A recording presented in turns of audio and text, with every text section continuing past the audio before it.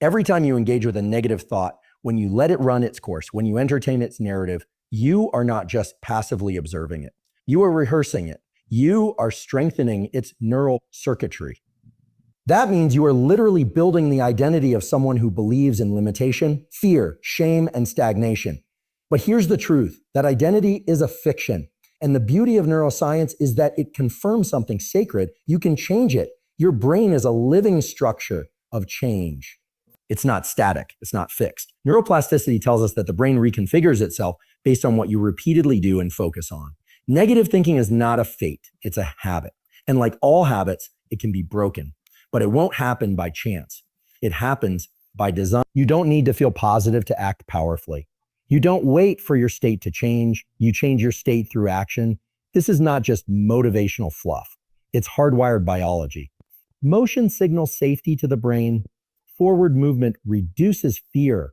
A single step changes your internal chemistry. Get up, walk, breathe with intention. Look toward the horizon. These aren't small things. They are biological interventions. Divine tools gifted to you. Negative thinking thrives in stillness, in rumination. In dwelling on imagined fears and ancient wounds. It feeds off of your attention like a parasite. And every time you entertain it, you validate its presence. But listen closely, you are not your thoughts. Thoughts are patterns, sparks in neural circuits. Some are useful. Oh, many are not. You are the one who chooses which ones to feed. Attention is one of the most sacred powers you have. What you attend to grows. If you constantly return to your pain, you engrave it deeper. But when you redirect your gaze toward what you want, toward what you believe in, toward who you are becoming, you begin to rewire everything. This is where real change begins. There's something divine in this process. You were not created to live in fear. You were not designed to replay shame, guilt, and worthlessness. These are distortions, glitches in the code, but you have been given the tools to rewrite them. Through intention, through breath, through prayer, through movement, through discipline. This is not easy. But it is sacred. You must kill your negative thinking, not with hatred, but with truth. You don't destroy it by resisting it endlessly. You destroy it by starving it, ignoring it, and flooding your mind with the light of clarity and action. Starve the lies, flood the lies, flood the system with truth. Neuroplasticity is one of the most profound and empowering discoveries in modern neuroscience. It means that the brain is not hardwired, fixed, or permanently shaped by past experiences. Instead, it is continuously molding itself in response to what you think, do, feel, and believe. Every thought you have, every behavior you repeat, every emotion you allow to take root. These are not passive experiences. They are active sculptors of your brain's structure and function. Neuroplasticity gives you the power to reshape your mental landscape, to literally rewire your mind from fear to courage, from anxiety to calm, from doubt to clarity. Most people assume they are stuck with the minds they inherited or developed through childhood, trauma, or conditioning. But that is not true. While early life experiences certainly influence neural development, they do not lock you into a permanent pattern. Your brain is dynamic. It responds to intentional change. And the more frequently you engage in new ways of thinking or behaving, the stronger those new pathways become. This is not wishful thinking. It's biology. Consider what happens when someone constantly engages in negative self-talk. I'm not good enough. And nothing ever works out for me. Yeah, I'm always anxious. These are not just sentences, they are neural signals. And when repeated, they build grooves in the brain. They fire the same circuits over and over, reinforcing the belief and making it feel more and more real, even if it was never true to begin with. But here's the key. Those same circuits can be weakened. They can be pruned. And new ones can be built in their place. Every time you choose a new thought, one based in possibility, strength, or hope, you send a different signal to your brain. You begin to fire different circuits. And over time, as you repeat this, those new circuits grow stronger and more efficient. What once felt like forced positive thinking becomes automatic. That's neuroplasticity in action. What you practice becomes what you perceive, and what you repeat becomes your reality. Even simple behaviors can have profound effects. Take focused attention.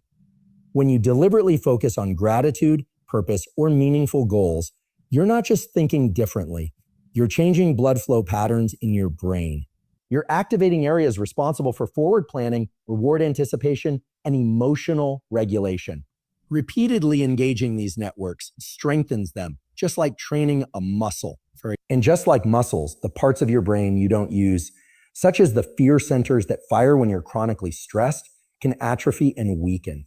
This principle also applies to breaking bad habits or limiting beliefs. If you've always thought of yourself as someone who can't speak confidently, who always messes up under pressure, or who isn't worthy of success, those beliefs may feel true simply because the neural pathways supporting them are well practiced. But the brain doesn't know truth from repetition. It only knows what is familiar. Neuroplasticity means you can challenge and replace those narratives with new ones, truthful, empowering ones, and with enough repetition and emotional intensity, your brain will adapt. This is where intention becomes critical. Neuroplasticity isn't about random change. It's about directed change. You must become the conscious architect of your mind. You must decide which thoughts get your energy and which ones don't. You must choose which behaviors to reinforce and which ones to dismantle. This isn't passive. It's daily effort. It requires attention, persistence, and vision. But the reward is profound. Freedom from old wiring and the ability to create a mental framework that serves your highest potential. Your brain is always changing. The question is, are you changing it by design or by default? Neuroplasticity gives you control. The control to become stronger, clearer, more grounded, and more aligned with who you truly are, not who you've been conditioned to be. That is the gift. And it's yours to use. Negative thinking doesn't just appear randomly. It operates as a loop, a repetitive, self-reinforcing cycle that becomes increasingly automatic the more it is allowed to run. The brain, in its efficiency, prefers familiarity. It conserves energy by defaulting to patterns it is already rehearsed. When a negative thought arises and you entertain it, by analyzing it, identifying with it, or reacting emotionally to it, you engage that pattern, and each engagement strengthens it. Like walking a trail in the forest, the more you travel that path, the more defined it becomes. That is how a loop forms, not once, but through repetition over time. This process is not only psychological, but biological. Neurons that fire together wire together.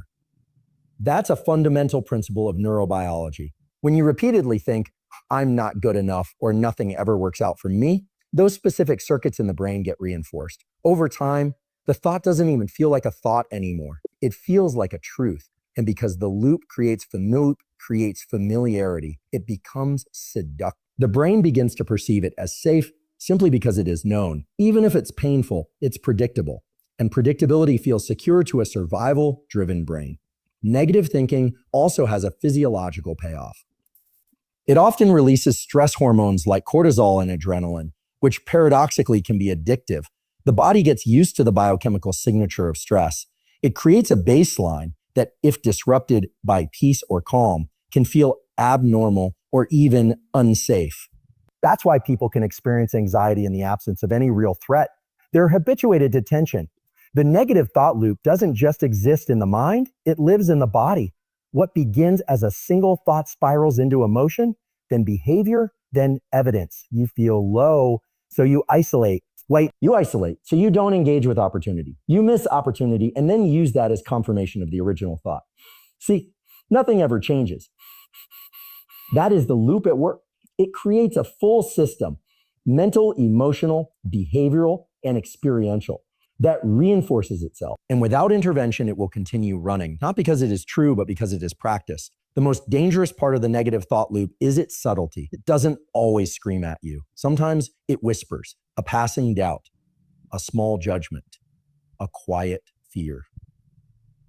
These seeds, when not questioned or interrupted, grow roots. They become part of the internal narrative, shaping how you see yourself, how you perceive others, and what you believe is possible.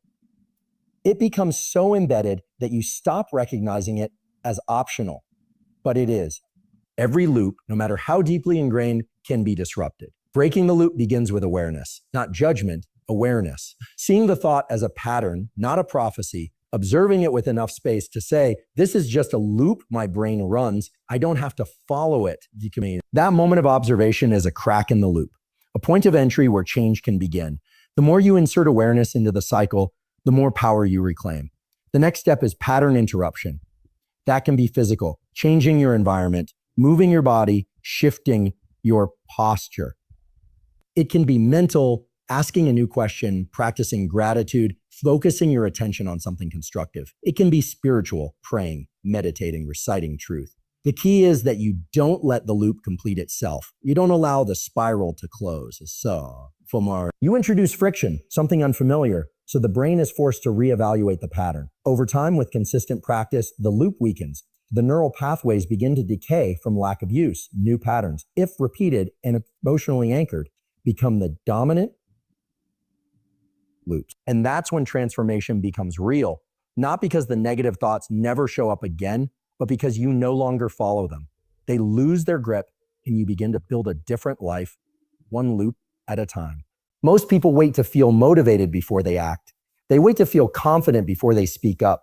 They wait to feel calm before they take control of their day. But the truth is, emotional and mental states don't precede action. They follow it.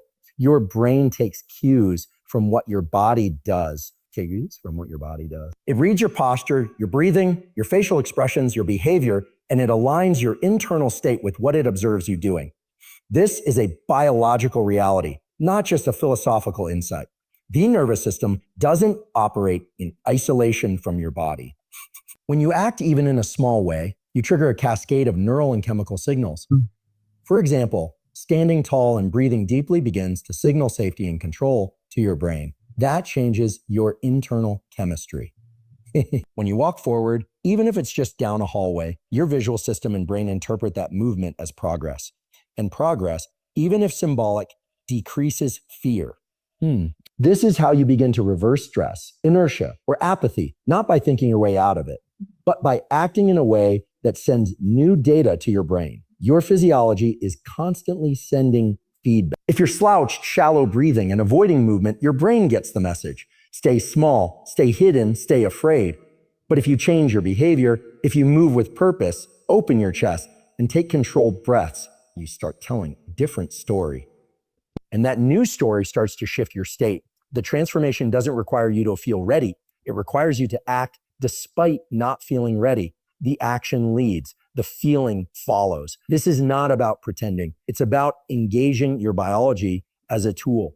Behavior is one of the most powerful levers we have to influence internal state. When you're in a fog mentally, trying to think your way out of it rarely works.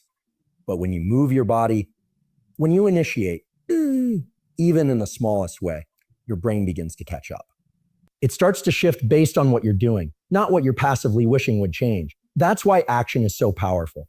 It bypasses the mental chatter and gives your system new input. You don't wait to feel fearless to take the leap. You take the leap and your system recalibrates as it adapts to the reality you just created. That's the biology of courage. It's not the absence of fear. It's the choice to move forward in the presence of it.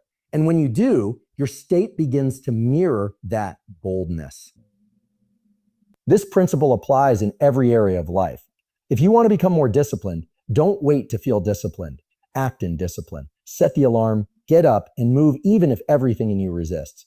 The action itself starts the rewiring process. If you want to feel more joy, engage in the behaviors of joy. Smile, laugh, be present, even when it feels forced. Over time, the state will rise to meet the action. The brain's plasticity ensures that repeated behaviors start to become the default. But they don't get there through wishful thinking. They get there through repetition, through the consistent decision to lead with action. This is not a trick. It's not manipulation. It's alignment. It's cooperating with the way your biology is designed to work. Waiting to feel right before you do the right thing puts your life on pause. But choosing to do the right thing, even when you don't feel ready, unlocks change from the inside out. Momentum begins the moment you decide to act. You don't need clarity to begin. You need movement, because when you move, your brain adapts. When you act, your state follows. And when your state aligns with your values, not your emotions, you step into true power, not because you felt like it, but because you moved anyway. Fear-based thinking is not just psychological, it is deeply biochemical. It's not only about the content of your thoughts, but the state of your nervous system and the chemical environment of your body and brain. Cortisol, the primary stress hormone, plays a central role in this process. When you perceive a threat, whether physical, emotional, or even imagined, the brain signals the release of cortisol and other stress-related chemicals like adrenaline. This cascade is automatic, ancient, and rooted in your survival mechanisms and the states. It's the same system that kept our ancestors alive in dangerous environments, but in modern life, it often gets hijacked by chronic stress, uncertainty, and internalized fear. Once cortisol is elevated, your heart rate increases, your digestion slows, your vision narrows, and your thoughts become more rigid and threat-focused. This state is not optimal for creativity, reflection, or calm decision-making. It's optimized for reaction and self-preservation And because this state narrows your perception, it also makes negative thoughts seem more believable and urgent. You're not just thinking fearfully, your body is feeling fear, and your brain interprets that feeling as evidence that something must be wrong. It becomes a closed loop. Fear increases cortisol, and cortisol deepens the experience of fear. This is how fear-based thoughts become sticky. They don't just sit in your mind as abstract concerns. They get reinforced by your biology. You feel the anxiety in your chest, the tightness in your stomach, the racing thoughts, and those physical sensations serve as proof to your brain that the thought must be true. The danger doesn't need to be real. It only needs to be perceived for this loop to activate. But the most important realization is this. You can intervene because the system is biochemical. It can be interrupted through physical and behavioral means. This is not about suppressing thoughts or pretending not to be afraid. It's about recognizing the role your biology plays and using it to your advantage. When cortisol spikes, you can use tools like controlled breathing, especially physiological size, where you take a deep inhale followed by a second shorter inhale and then a long exhale to shift your body into a calmer state. This kind of breathing signals to the brain that the threat has passed, even if it hasn't, and that signal helps lower cortisol, reduce adrenaline, and calm your mind. Physical movement is another tool. Forward motion, like walking or running, changes the way your brain processes stress. It activates circuits that suppress the amygdala, the fear center of the brain, and it shifts your physiology into a state of agency. When you sit still in fear, cortisol lingers. But when you move with intention, your brain starts to get the message that you are handling the situation, even if it doesn't feel that way yet. Even the direction of your gaze affects your biochemistry. When you're locked into fear-based thinking, your vision tends to narrow. Your eyes literally focus on a smaller field. But when you consciously expand your visual field by looking at the horizon or softening your gaze, you activate neural networks associated with calm and perspective. This isn't metaphor, it's measurable. The way you look affects how you feel, and how you feel influences how you think. What this all means is that your thoughts are not random, and they are not destiny. When fear-based thoughts arise, they are often a reflection of your internal chemistry more than external reality, and that chemistry can be changed, not by waiting for your mind to calm down on its own, but by using tools that speak directly to your biology. You are not powerless in the face of fear. The system that creates the fear is the same system you can train, regulate, and master. Cortisol may trigger the storm, but with the right approach, you hold the tools to calm it. Attention is not just a cognitive tool. It's one of the most powerful forces in shaping your reality. Where you place your attention determines what your brain prioritizes, what your nervous system reacts to, and ultimately, what kind of life you experience. Attention sculpts the brain through neuroplasticity. The more you focus on something, whether positive or negative, the more your brain devotes resources to reinforcing that experience. In this way, attention becomes the gateway to transformation or suffering, depending on how it is used. The human brain is constantly flooded with information. At any given moment, you are exposed to more stimuli than you could ever consciously process. So your brain does something remarkable. It filters the world based on what you pay attention to.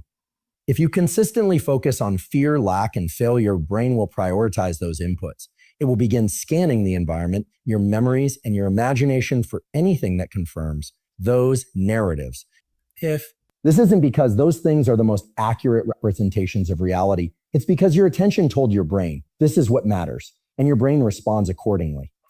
The power of attention lies in this feedback loop. What you focus on becomes stronger, not just mentally, but structurally. Neurons that are activated together repeatedly become more efficient and dominant. That means the more you focus on something, the easier it becomes to think about it again, and the easier it is, the more likely you are to keep doing it.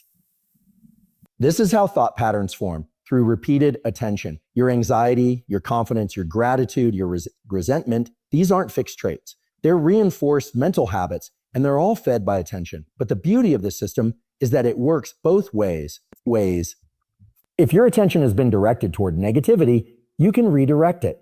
You can train it, just like physical strength is built through consistent effort.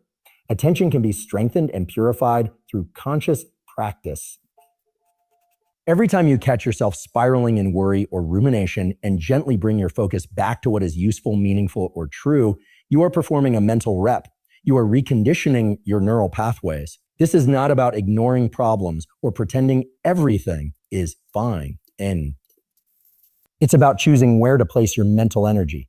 Just as you wouldn't pour water on weeds if you're trying to grow flowers, you don't give your full attention to thoughts that weaken, distort, or disempower you.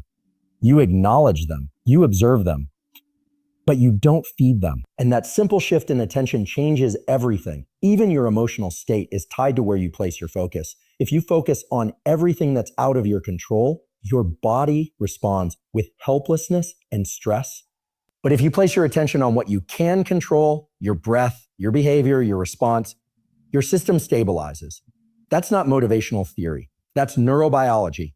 The locus of your attention determines your physiological state. This principle also explains why practices like mindfulness and meditation are so transformative. They train you to observe your thoughts without being dominated by them. They sharpen your ability to direct attention deliberately rather than reactively. Over time, this rewires the brain for greater clarity, emotional regulation, and resilience. And it gives you back the one thing that most people lose without realizing it: sovereignty over your inner world. Your attention is one of the few things in life that is always under your control, even when everything else is not. It's the lens through which your experience is filtered. Direct it with intention, and you change not only your mindset, but your biology, your behavior, and your future.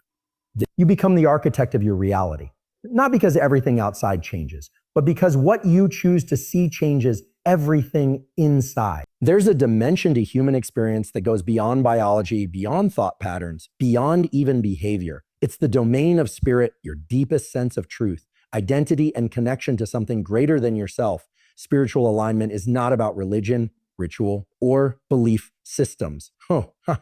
Belief system. It's about being attuned to the highest version of yourself, the part of you that is grounded in purpose, anchored in love, and capable of rising above the noise of the mind. When you are spiritually aligned, your thoughts, actions, and emotions operate in harmony with that deeper truth. And when you're not, everything feels fractured, even if it looks fine on the surface. Many people are mentally sharp, physically healthy, and emotionally intelligent, yet still feel lost, anxious, or empty. That's often a sign of spiritual misalignment. You might be moving fast, but in the wrong direction. You might be doing all the right things, but for reasons that don't resonate with your soul. And when your internal compass is disconnected from your external reality, it creates an invisible tension, a kind of existential friction that shows up as fatigue, confusion, or restlessness. You can't solve that with productivity hacks or mindset shifts. You solve it by returning to alignment. Spiritual alignment is about remembering who you really are beneath all the conditioning, achievement, and self-doubt. It's about tuning into a source of wisdom that's not reactive, not ego-based, not rooted in fear. It's that quiet knowing, the sense that your life is not random, that you're not here just to survive, but to grow, to contribute, to become more whole. When you operate from that space, your decisions change. Your thoughts change. Even your physiology changes. There is research showing that people who live with a strong sense of purpose, a spiritual orientation to life, have lower stress levels, better immune function, and greater resilience under pressure. That's not just inspiration.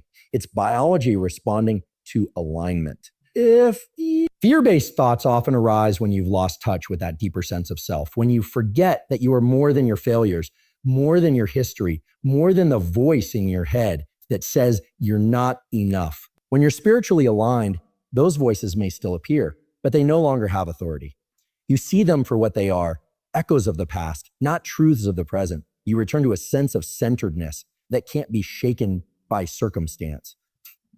This alignment doesn't mean you'll never struggle, but It means the struggle doesn't define you. It means you move through life with a different kind of strength, not the strength to control everything, but the strength to trust the process, to surrender what you cannot change, and to show up with integrity anyway. That is spiritual maturity. Maturity. And it's available to everyone, regardless of background, belief, or upbringing.